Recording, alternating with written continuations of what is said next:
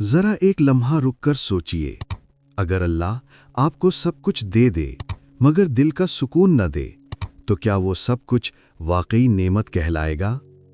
ہم سب اپنی زندگی میں اضافہ چاہتے ہیں، زیادہ مال، زیادہ چیزیں، زیادہ آسائشیں، مگر کیا ہم نے کبھی یہ سوچا کہ اصل دولت زیادہ میں ہے یا برکت میں؟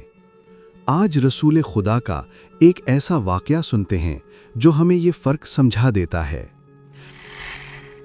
رسول خدا اپنے صحابیوں کے ساتھ جا رہے تھے۔ ایک جگہ سے گزرے تو وہاں ایک شخص تھا جس کے پاس بھیڑ بکریاں اور جانور تھے۔ رسول خدا نے اس سے فرمایا کہ اس برتن میں دودھ نکال کر دے دو۔ اس نے کہا، یا رسول اللہ، دودھ تو میں نہیں دے سکتا، البتہ آپ کو پانی دے دیتا ہوں۔ پھر اس نے عرض کیا، میرے لیے دعا بھی فرما دیں۔ تو رسول خدا نے دعا کی، پروردگار اس کے مال اور کاموں میں اضافہ فرما۔ پھر آپ آگے بڑھے۔ راستے میں ایک اور چرواہا ملا جس کے پاس بھیڑ بکریاں تھیں۔ رسول خدا اس کے پاس گئے تو اس نے خوش دلی سے رسول خدا کو دودھ بھی پلایا۔ اس نے بھی عرض کیا، یا رسول اللہ، میرے لیے بھی دعا فرما دیجئے۔ تو رسول خدا نے دعا کی، پروردگار اسے وہ عطا فرما جو اس کے لیے زیادہ بہتر ہو۔ صحابیوں نے عرض کیا، یا رسول اللہ، پہلے شخص نے آپ کو دودھ نہیں دیا، اس کے لیے آپ نے دعا کی کہ اس کو اضافہ عطا ہو، اور اس نے دودھ دیا تو اس کے لیے آپ فرما رہے ہیں کہ جو بہتر ہو؟ رسول خدا نے فرمایا، ہاں، جو بہتر ہو اسی میں برکت ہے۔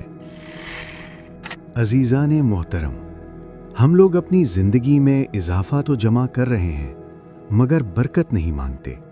ہم چاہتے ہیں کہ زیادہ ہو جائے، ڈبل ہو جائے، چیزیں بڑھ جائیں، گھر بڑھ جائیں، لیکن اگر برکت نہ ہو تو یہ سب کہاں جائے گا؟